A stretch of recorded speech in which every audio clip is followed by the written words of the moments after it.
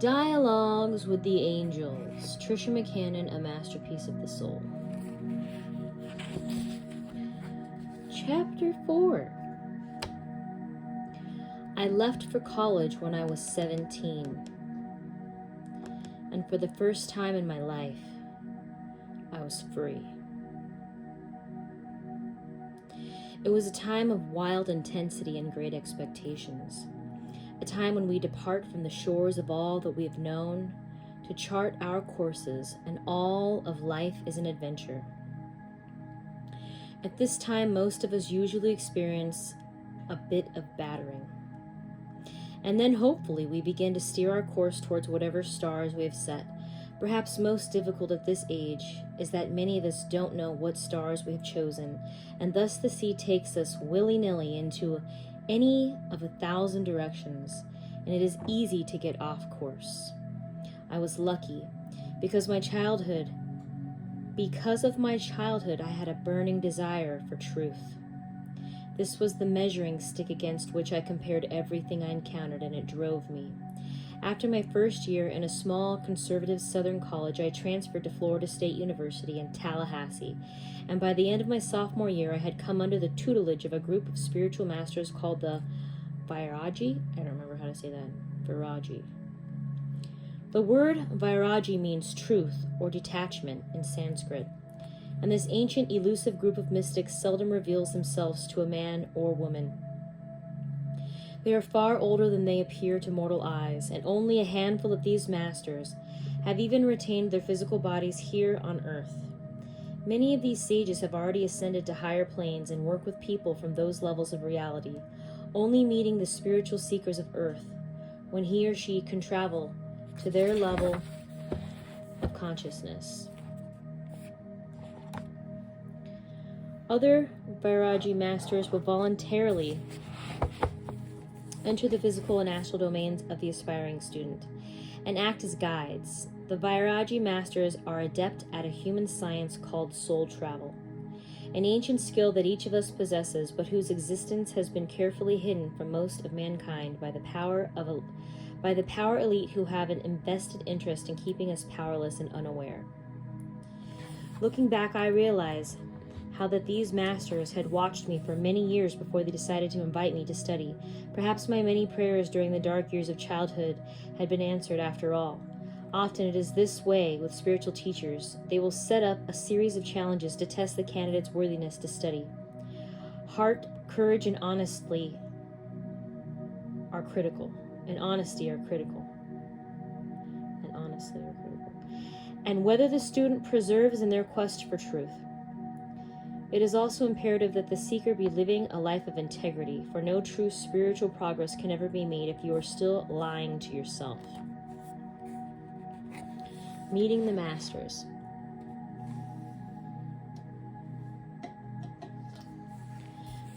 This is how I happened upon these teachers.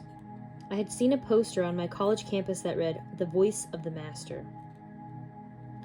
It advertised a meeting on spiritual studies, which was to take place one evening, and for some reason I felt compelled to go. But I had a film history class that night, so I arrived to the meeting late, and apparently the talk had ended. The 80-some-odd students in the audience were asking questions, but the formal presentation was over. As I entered the auditorium, my eyes were immediately drawn to a chart at one corner of the stage. It showed the structure of the universe, with the many planes of creation. My God, I thought, it's a map to the inner worlds. At last, someone can help me chart those places I've been going all these years. As if on cue, the voices and images around me faded. An intense white light appeared before my eyes. I could not see anything else. I heard a voice whisper, "This is the path that I've placed you on, beloved. Follow it." It was the voice of the angel who had walked beside me for so many years. Though I could not see anyone in the light, I could feel his invisible presence all around me. Then slowly my vision cleared and the room came back into focus. I could once again hear voices in the hall. "Can we study soul travel and still be Christians?" someone was asking. "Of course you can." I brought my attention fully back into the room. Several interested students leaned forward in the front row of the auditorium. They were obviously intrigued but afraid to abandon their Christian upbringings. The speaker shifted back and forth uncertainly. I could immediately see in his aura that he had not come to terms with his own Christian past and wanted to throw the baby out with the bathwater. He opened his mouth to speak, but nothing came out. I thought, tell me about Rudolf Steiner. Tell them about St. Francis of Assisi and the Catholic nun Hildegard von Bingen. Remember Revelations? What do you think St. John the Divine was up to? He was soul traveling in his visions. But the speaker's mouth couldn't find those explanations, or perhaps he didn't know them. I cleared my throat and stood up. Excuse me. I think I can answer that question, I offered gently. Excuse me. I think I can answer that question. I explained then that the heart of the Christian teachings was acceptance for all of life, and that Jesus himself had said, "What I do, you shall do. What I do, you too shall do, and more," Jesus had also told his apostles. "In my Father's house are many mansions," referring to the many planes of heaven. Christ had performed countless miracles throughout his lifetime, which included not only hands-on healing, but various forms of soul travel as well. These included seeing at a distance, materializing and rematerializing his etheric double, and remote healing. There was no contradiction between his teachings and our ability to practice spiritual soul travel, for he, in fact, done so himself. Jesus even tells us, the kingdom of heaven is within you. Soul travel was an excellent way to start. Afterwards, the speaker came up and thanked me for comments. "How many years have you been studying with the Viraji?" he asked curiously. I smiled. "Today is the first day I've heard of them, at least in the physical world, but maybe they've been watching me from afar." And it was true. Years later, I was to hear many stories of people who had met these masters unexpectedly in moments of deep crisis. These accounts came from Africa, Europe, America, and the Far East, and none of these places had had any outer plane contact before. Sometimes it was years before the person realized that the master who had saved them, or materialized by their bedside, or even given them words of wisdom at a crucial point, were members of the Viraji order, the dreaming worlds. From that night on, my spiritual studies began. These masters set up a program that was very intense.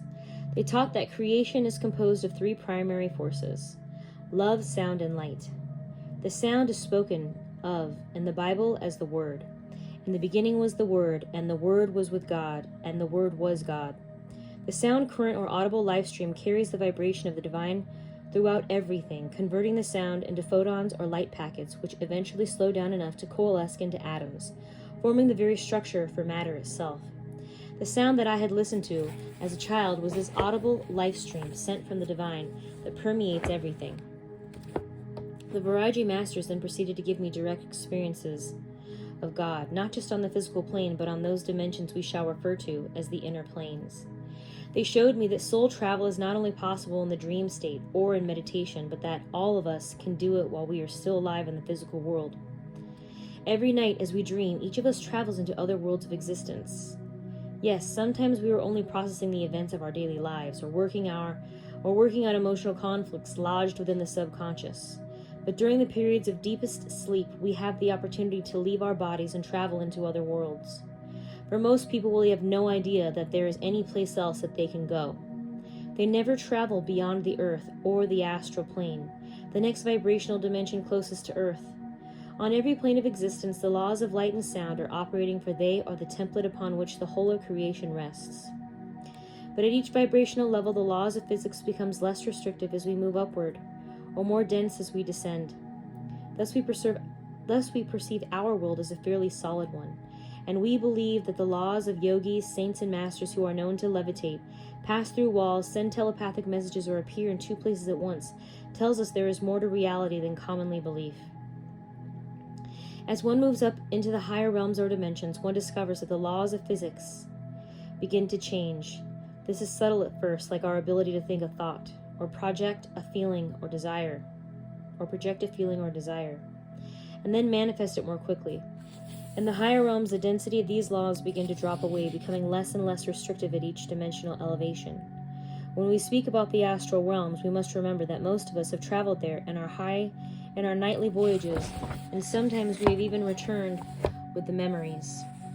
So let me take this moment and talk about the many subdivisions of the astral plane, for it is a rich and varied realms that stretches from the clear astral light, which can be mistaken for the Godhead itself, to the lowest low.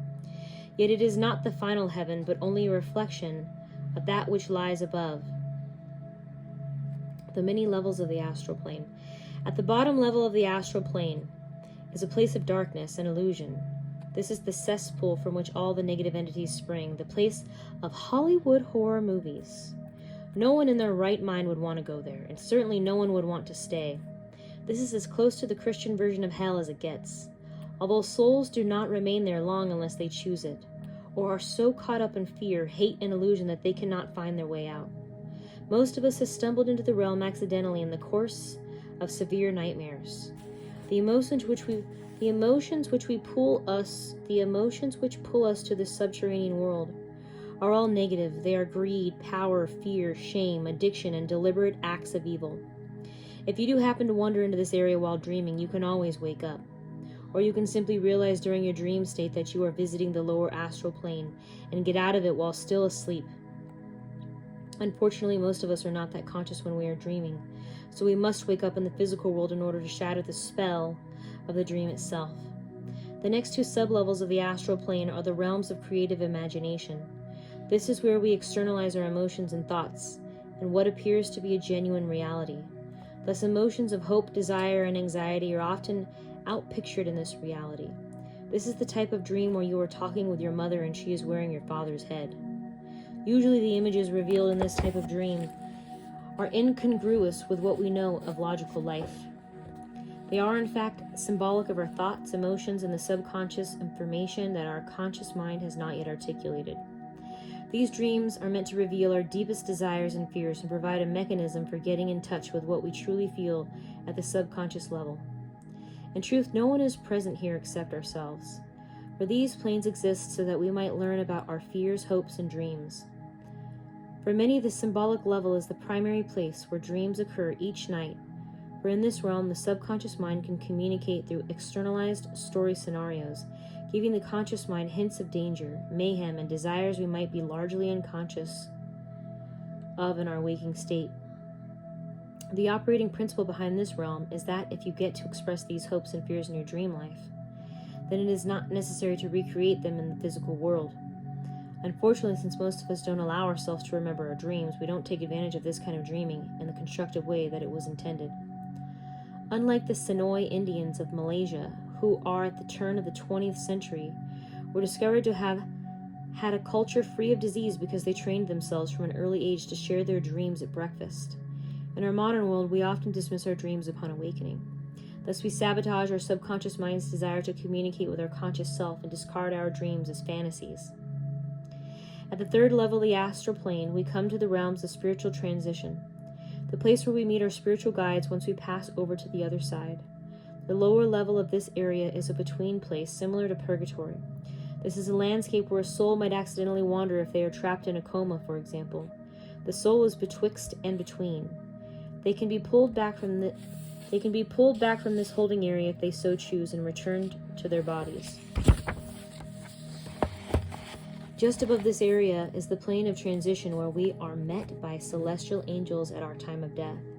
Here we are allowed by the shining lords of karma to review the events of our life and decide whether we need to return to earth or to pass over into the higher planes. If we do decide to continue on, we usually meet a relative or sometimes our spiritual guide who will escort us to the next phase of our journey. If it is not time for us to return to these realms, then often we are given a message, an insight, or a realization to take back to earth, where we resume our lives. If we do decide to no longer return to earth, then we begin to journey to the higher levels of the astral plane, where we encounter real places of externalized reality. These are the realms where other human beings live, including souls that we have loved before who have passed out of the physical domain and are now living at a finer vibration. The environments of these first few higher octaves often look much like our world, but are radiant with light. Here there are cities of higher learning where teachers, masters, and wise ones dwell. One can find universities of study in places where the soul can learn many useful skills. These include learning to fly, developing telepathy, and learning new techniques for healing. It may include the study of languages, new sciences, or physics, the discovery of light or sound technologies, or the study of sacred geometry. All of these lessons can be applied to a human life once one returns to Earth. The range of communities here is vast, from villages and towns to countrysides, palaces, and temples of learning. There are also museums of invention here, schools for creative development, and temples where masters teach. Here the highly developed adepts teach, and in some cases these teachers may be individuals who have developed an expertise in one or more discipline while living here on Earth. Since these souls are between lifetimes, the opportunity to teach gives them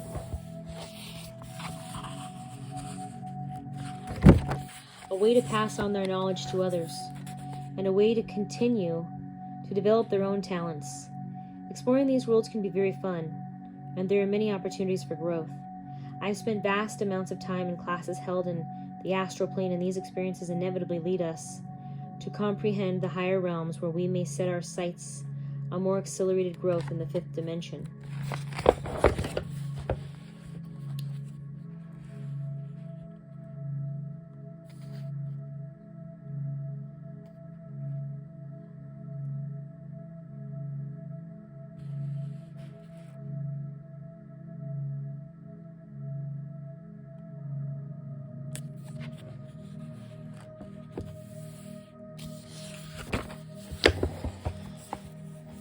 At my father's house are many mansions.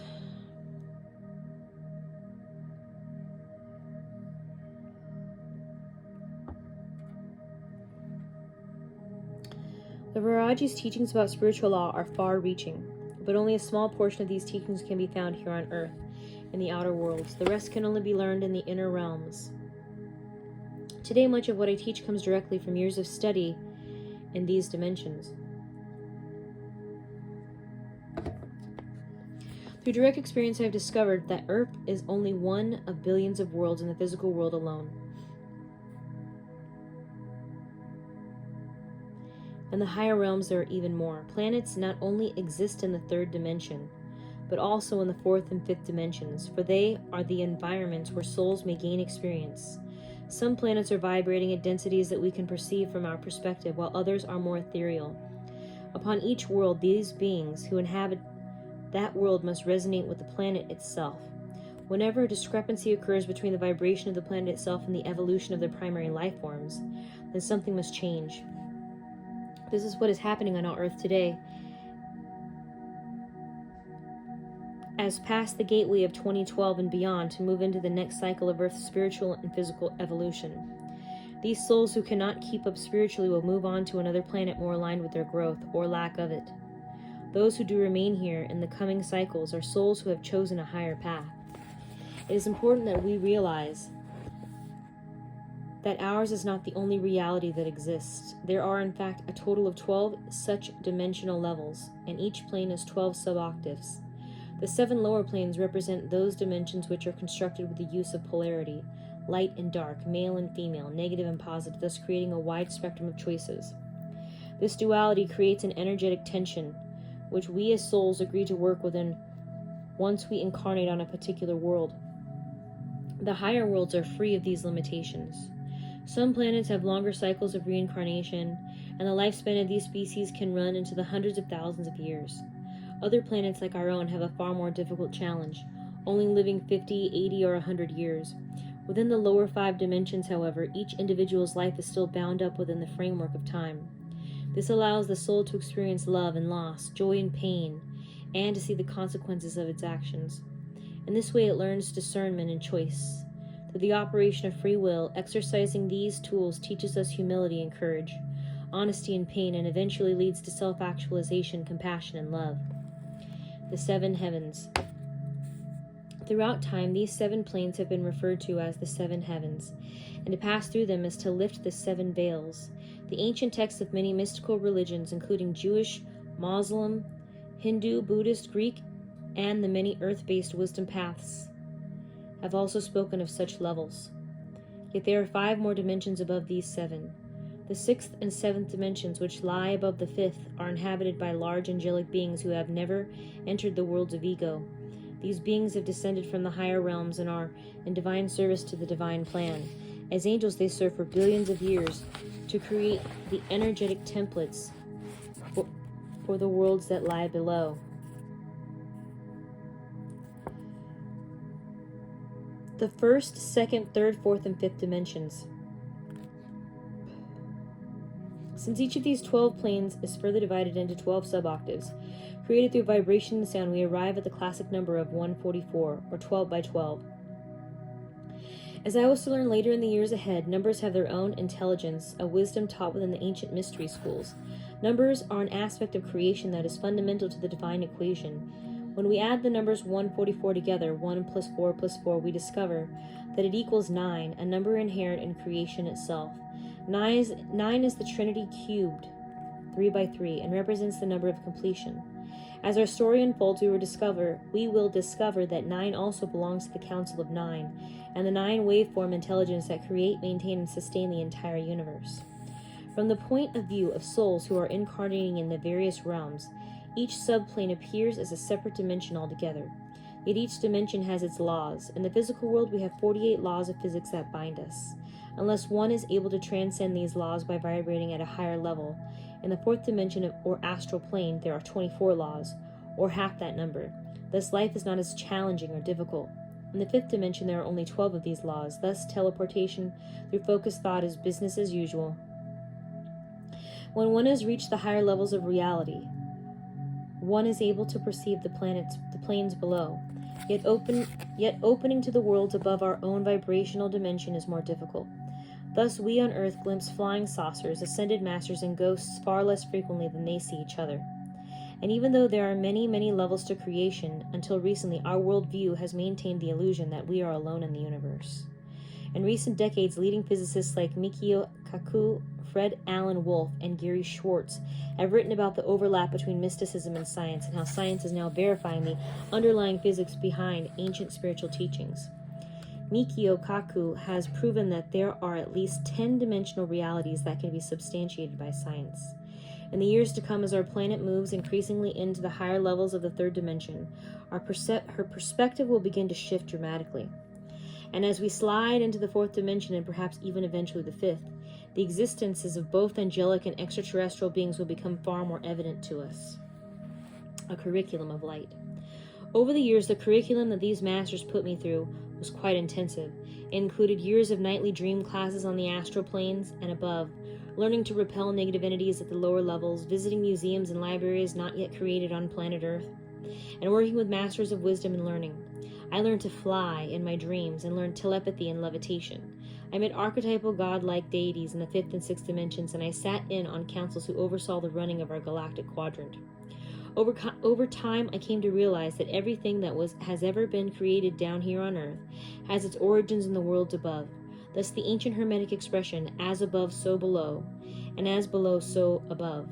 The axiom has many levels of meaning, since we can observe that atoms, solar systems, and galaxies all reflect the same essential template.